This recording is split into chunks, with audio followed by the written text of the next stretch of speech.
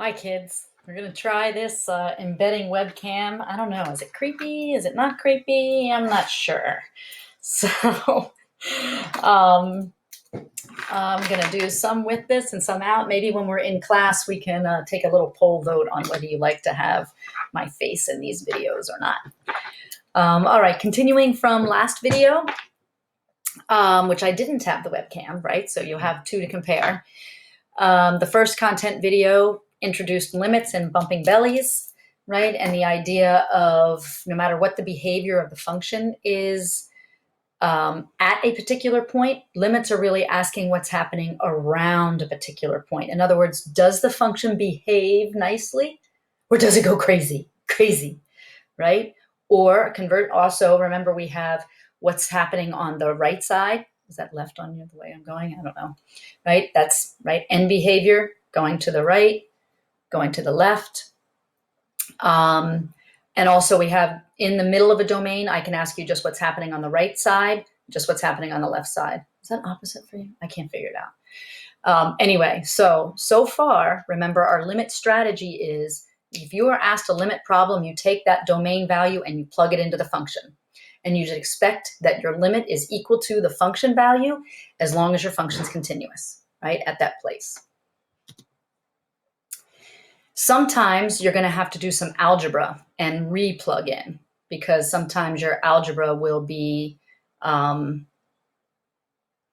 plug something in and you get a bad thing happening in your denominator, right? You get a division by 0, so you can do some algebra and then you re-plug in.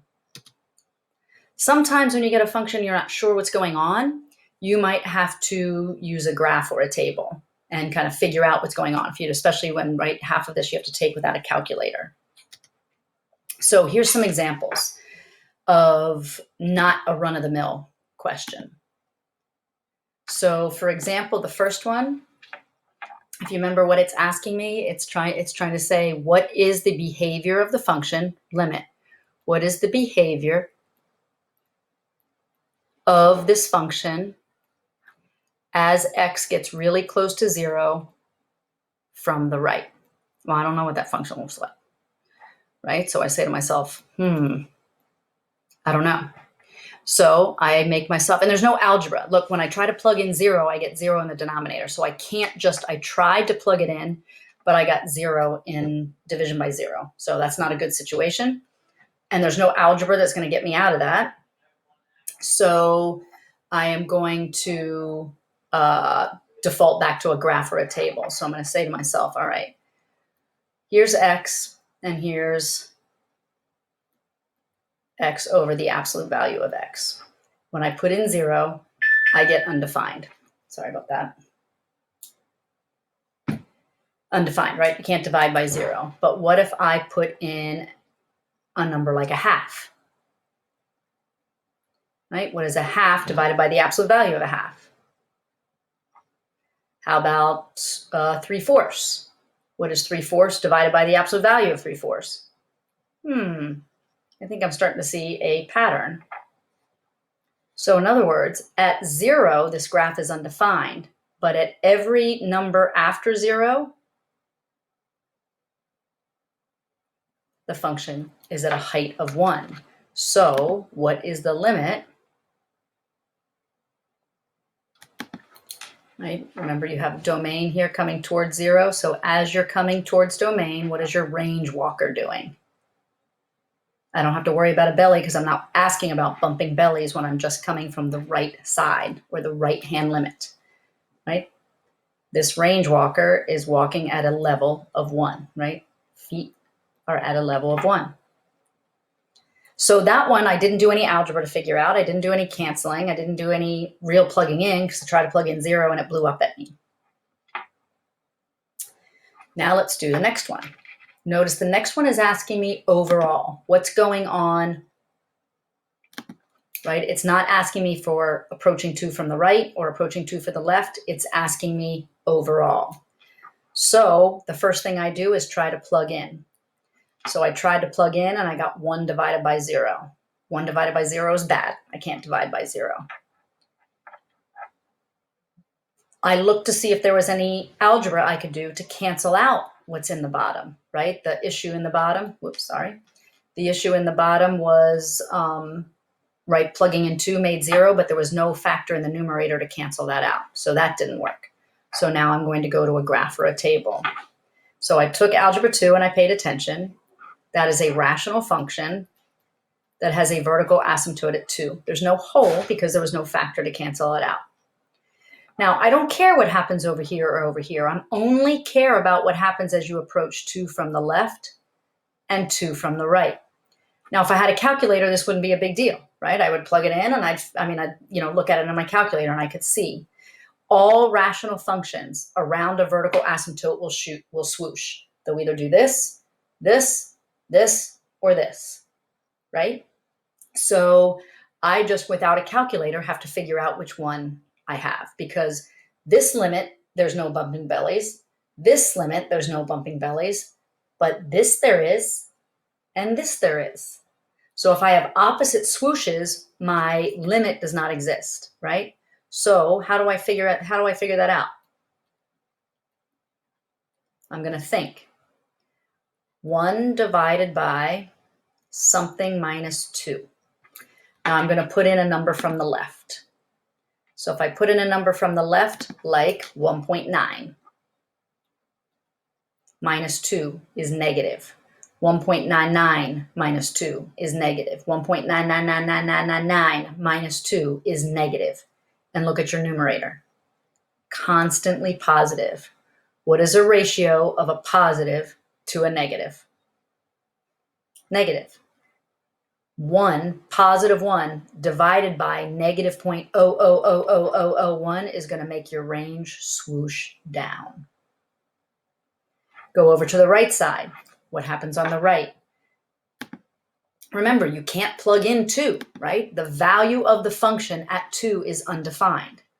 So think about this, 1 over x minus 2, but this time put in a number to the right of 2, like 2.1 minus 2 is positive. 2.01 minus 2 is positive. 2.000000001 minus 2 is still positive. And the numerator is positive. What is a ratio of a positive to a positive? Positive. But positive 1 divided by positive 0.0000001, it's going to make your range do that. So as you approach 2 from the right, this range walker with the big belly is going up. As you approach 2 from the left, this range walker with a big belly is going down. Those two bellies are not going to meet. So what is your overall limit? DNE. Okay? So, could you justify why a limit does not exist? Now, don't justify unless somebody asks you. But AP is big on justification, not on multiple choice, but on free response, you could be asked to justify why a limit does not exist. Here's my justification, right? Watch this.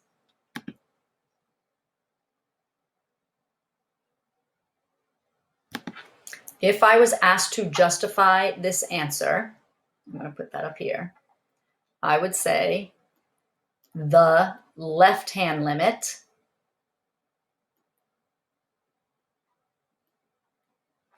of the function goes to negative infinity.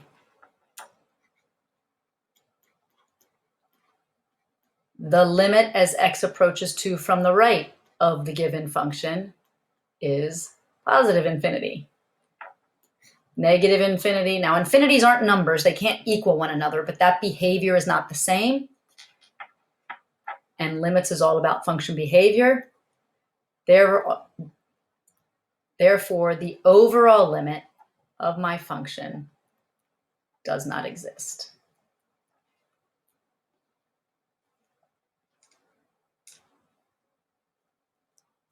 Excuse me, sorry. My daughter is texting me.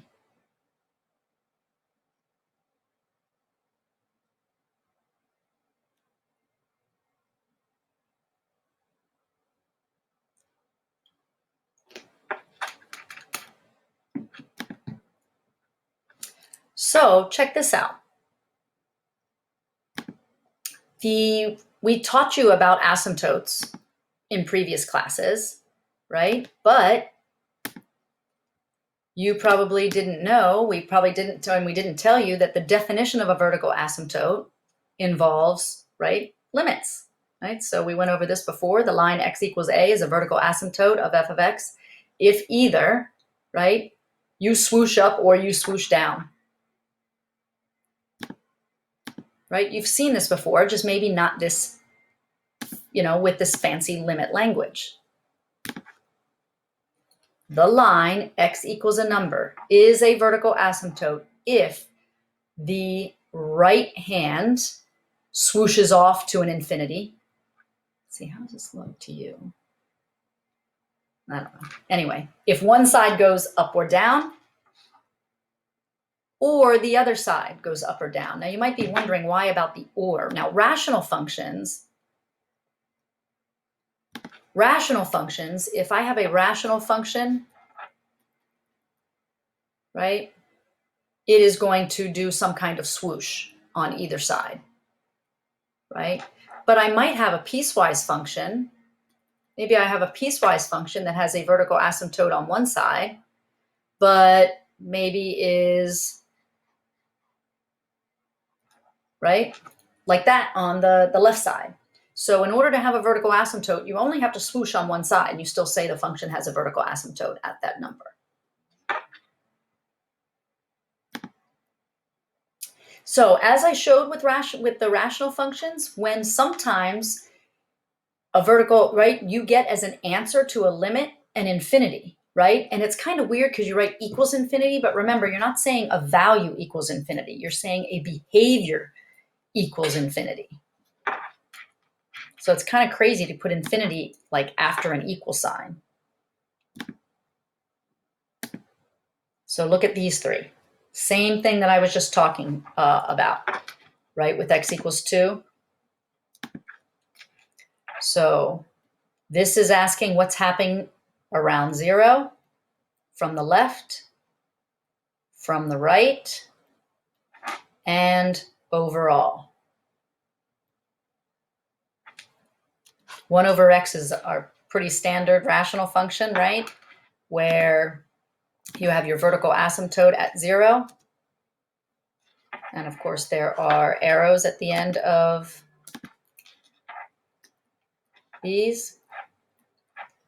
So what's happening as you approach 0 from the left, approach 0 from the right. From the left, the range swooshes down. From the right, the range swooshes up. So you write that in math. The limit as x approaches 0 from the left of this function is negative infinity. From the right is positive infinity. You don't have to write the positive sign. Therefore, the overall limit does not exist because there's no bumping bellies. The behavior is radically different, right? Crazily different. But what about this one? Do you know what that function looks like?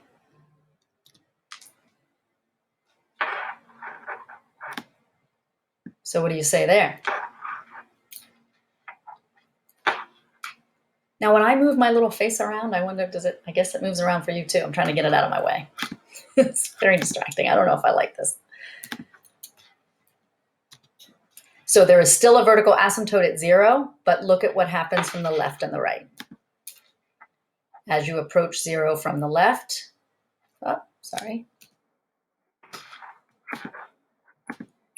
As you approach 0 from the left, the function swooshes up. As you approach 0 from the right, the function swooshes up.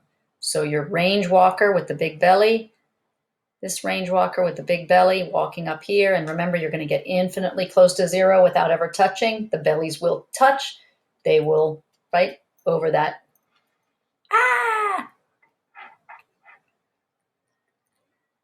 Both the behavior of the function around 0 is going off to infinity. Crazy. So vertical asymptotes and limits, right, involve infinities as answers, right? So notice that the actual limit was an infinity. The actual limit was an infinity. But remember, it's not a number, right? A limit is a behavior answer. Where's your, right? What level are you approaching? Now, let's talk about having a limit when you go to infinity. Not infinity as an answer, but the limit. This is me cheating and writing two questions. What if I ask you the limit as a function as you go towards infinity? Or the limit of a function as you go towards negative infinity, right? So notice the infinity is in the domain part. I can't ask you an overall a right and a left-hand side to infinity. There is no, when I'm talking about going to the far right,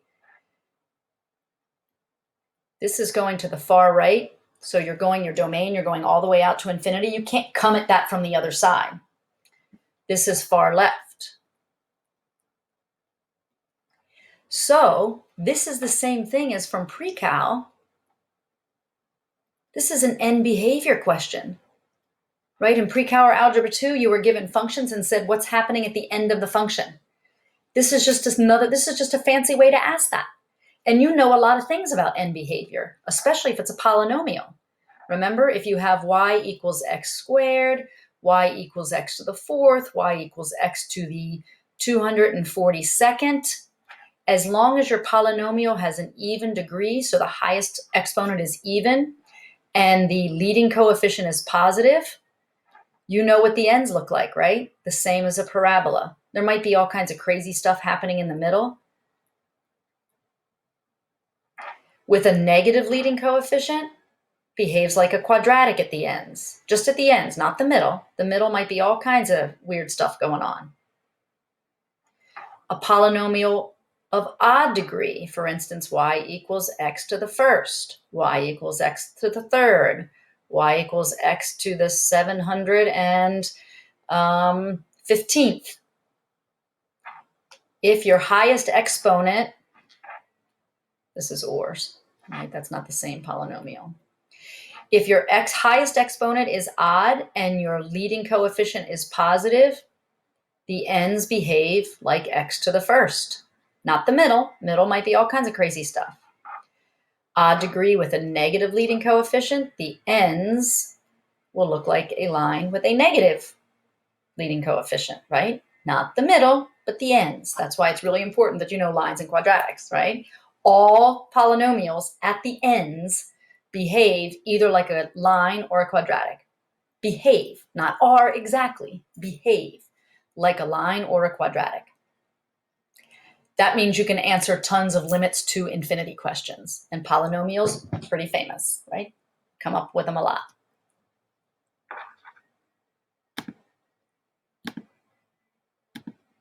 So there are your patterns. Even degree, positive leading coefficient, even degree, negative leading coefficient, odd positive, odd negative. So here's what a Precalc question may have looked like.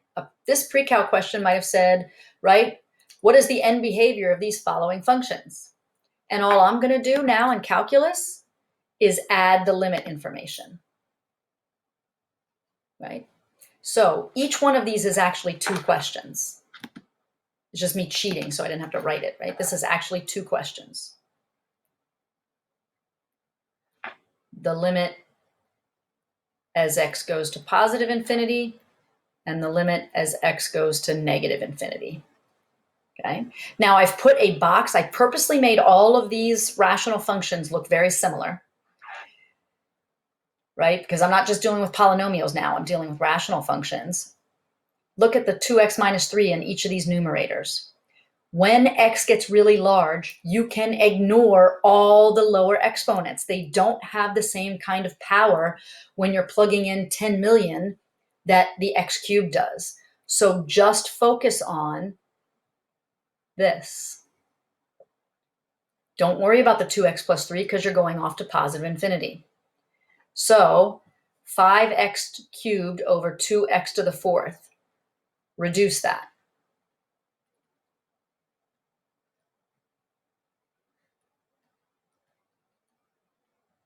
right? Or think of who's more powerful, the numerator or denominator, right? Isn't the denominator more powerful because certainly when you clean it up and reduce it, you're left with an x in the denominator, but not in the numerator. So if you remember from Precalc, a rational function who is bottom heavy gets pulled off to 0 at both the right end and the left end.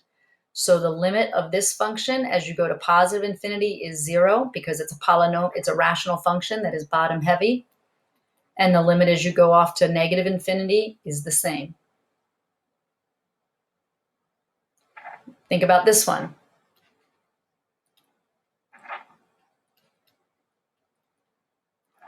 Remember, I don't have to write the positive. I'm only writing it to be, so you're, to differentiate which one, make it positive. Then I'm asking for the positive. Since this is a rational function, again, you can ignore what's in the yellow box.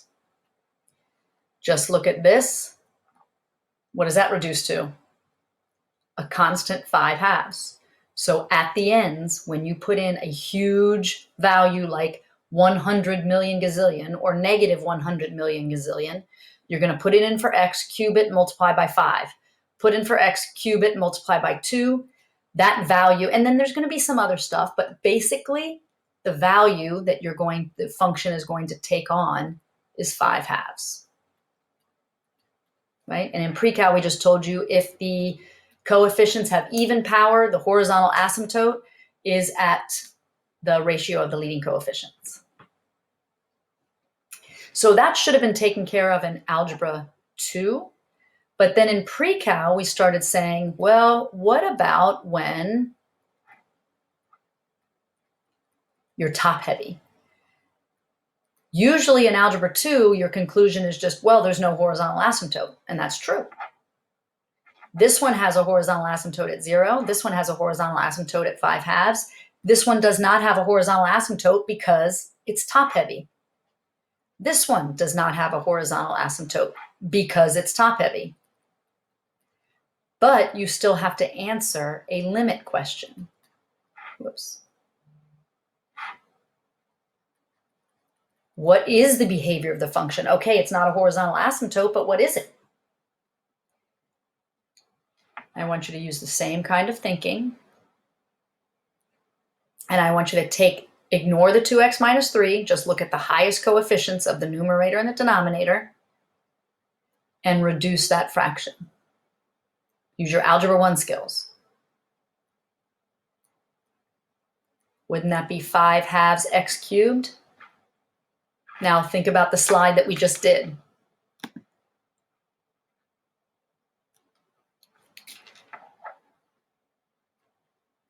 That's odd degree, and the leading coefficient is positive. What is the behavior going to be like at the ends? At the ends, right? Like a line. So as you go to the right, there's all kinds of crazy stuff in the middle. Probably, maybe even some, maybe even there's some asymptotes or whatever. But at the ends, this function does this. Behaves like a linear function at the end. So at the right, you go up, and on the left, you go down. Can you do the same with this? Use that same thinking. Reduce what's in the red bubble, and that's negative 5/2 x to the what?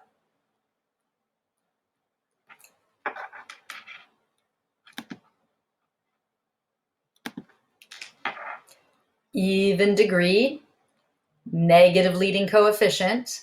That's going to behave like a quadratic, blah, blah, blah, blah, blah. Who knows what's happening in the middle? But the ends look like that. Both ends do the same thing.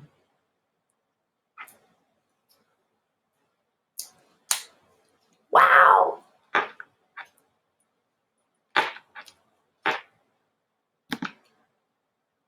So we've really defined that just like the definition of a vertical asymptote involved a limit, so does the definition of a horizontal asymptote. The line y equals b, which is just some number, is a horizontal asymptote if either as x approaches positive infinity, you approach a number. Notice b is not infinity. Or as you go to the left. So again, you are used to seeing for rational functions, all of these were rational functions. So when you had a horizontal asymptote at 0 for, well, let's do this one, the one at 5 at what, 2.5?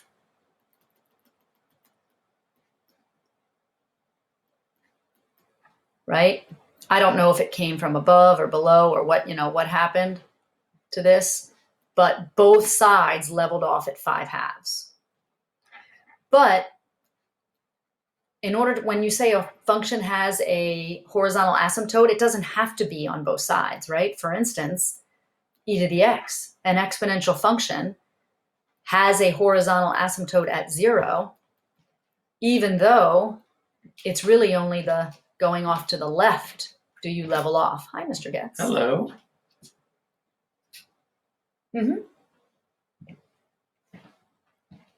Right? So we still say that exponential functions have a horizontal asymptote, even though the limit as x approaches negative infinity is 0, but the limit as x approaches positive infinity is infinity, right? This is shooting off to infinity. This is leveling off at 0.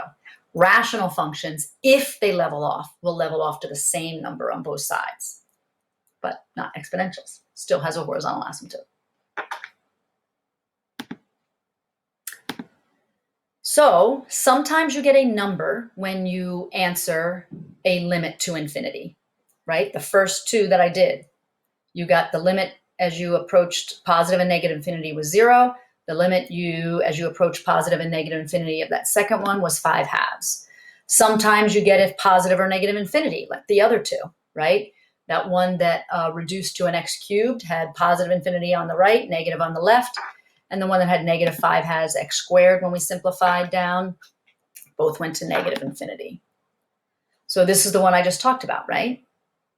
The limit as you go to positive infinity, and see how nice, because I know function behavior, I know that that's an infinity. But on the left side, I level off at 0.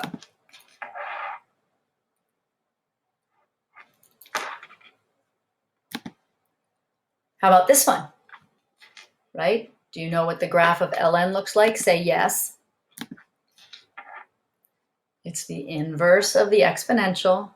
So it has a vertical asymptote, x-intercept, swoosh slowly. So what is the right end behavior?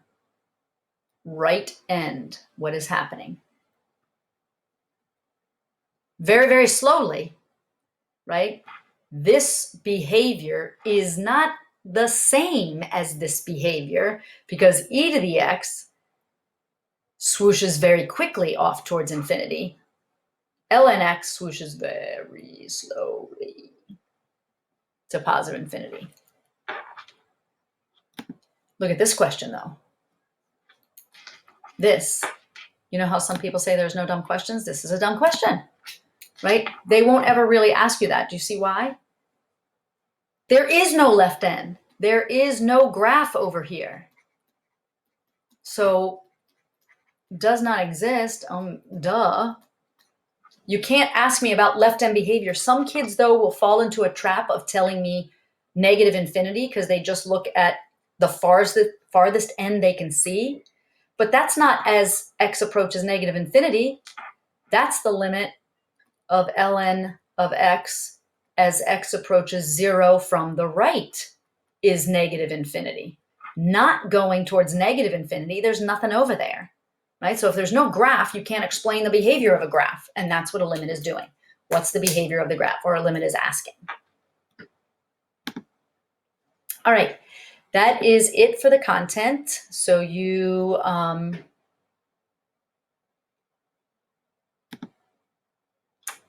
could do the second, there's another homework assignment associated with this content, but you don't have to have started it. So we'll have some time in class to work with that. So all that we hope that you're able to do is to watch both of the content videos before we see you. And we will see you, depending, next week, either on Tuesday or Wednesday, determine whether you're an A or a B. Remember, Tuesday's a B day, Wednesday's the A day. All right, take care.